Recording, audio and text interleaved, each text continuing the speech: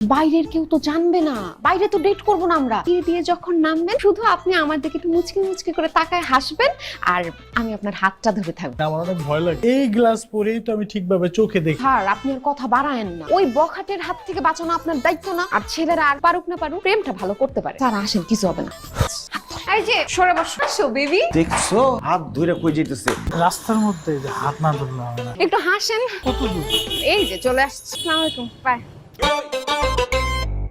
Hello নাই, তুমি pharmacy থেকে গেছো কেন? আঙ্কেল, আমার তো মনে হয় এমন করে যে বলি আপনার ছেলে আরই নাকি বিরক্ত করে যাচ্ছে। আঙ্কেল, আমি তোমারে কথা দিতেছি কোনো দেখা সাক্ষাৎ হবে না। একটু ব্যবস্থা করেন। আরিফ এরকম ভাবে ওর বোনকে বিরক্ত করতেছে। কিভাবে যে তোমারে কথাটা বলি, লুবনারে খুব পছন্দ করে। কি যে বলেন না, কেউ যদি কাউকে পছন্দ করে আমি দেখ আপনি একটু দেখেন। রাস্তার মধ্যে যে হাত না ধরলে হবে না। একটু হাসেন। কত দূর?